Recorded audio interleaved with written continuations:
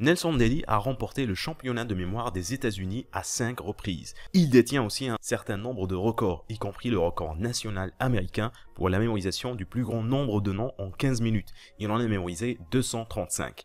Il est l'ancien déteneur du record pour la mémorisation d'un jeu de cartes mélangé en 36 secondes, ainsi que pour la mémorisation du plus grand nombre de chiffres en 5 minutes, avec 339 chiffres mémorisés. Et dans cette vidéo, nous allons détailler son système de mémorisation qu'il a dénommé See, Link and Go.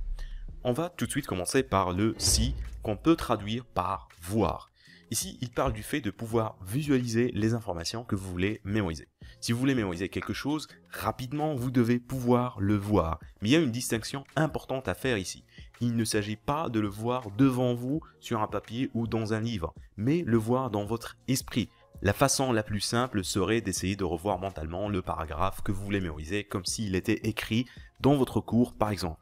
Mais c'est la méthode qui marche le moins. Et surtout, vouloir faire cela, c'est essayer de développer une mémoire photographique, ce que la science a prouvé étant une chose relativement impossible à réaliser. Le see ou voir ici représente plus le fait de transformer ce que vous voulez mémoriser en image. Par exemple, si vous voulez mémoriser que dreamt est le seul mot anglais qui se termine par les lettres M et T, vous pouvez visualiser une personne endormie sur un drap qui rêve des lettres M et T.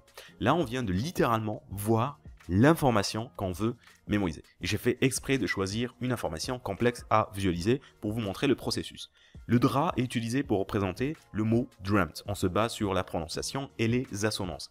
La première partie du mot dreamt s'approche du mot drap. Drap, dreamt. La personne est en train de rêver, ce qui est la définition du mot dream, et le MT, évidemment, c'est la terminaison. La phase C est probablement la plus complexe à comprendre et assimiler. Comment faire pour voir ce qu'on veut mémoriser? Eh bien, c'est tout le sujet de cette chaîne et de mes nombreuses formations gratuites que je vous invite à aller voir en cliquant dans le lien qui se trouve en bas dans la description. Maintenant, passons à la deuxième étape, link ou lier. Créer des images, c'est bien, mais il faut aussi apprendre à les lier, soit entre elles, soit en les associant à un endroit particulier.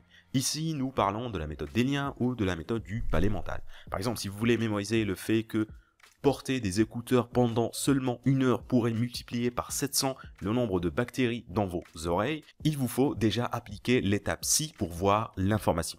Ici, j'imagine simplement des bactéries qui sortent des oreilles d'une personne qui porte des écouteurs. Je sais, c'est assez dégueulasse comme image à visualiser, mais ça sera très mémorable, croyez-moi.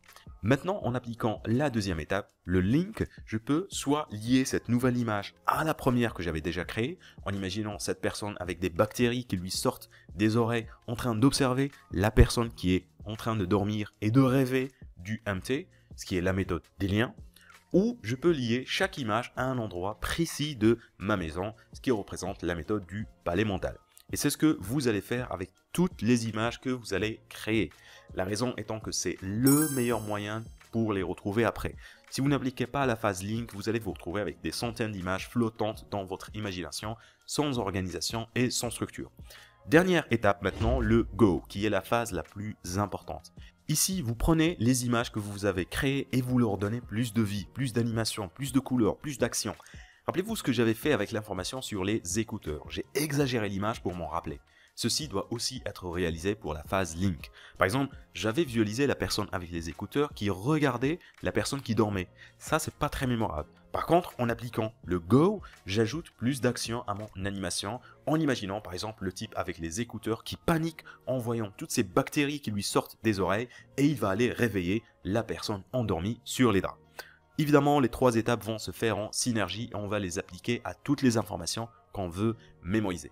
L'une des phases les plus importantes, c'est l'étape link, apprendre à lier et organiser les images que vous créez et je vous montre comment faire cela en détail dans cette vidéo que je vous invite à aller voir maintenant.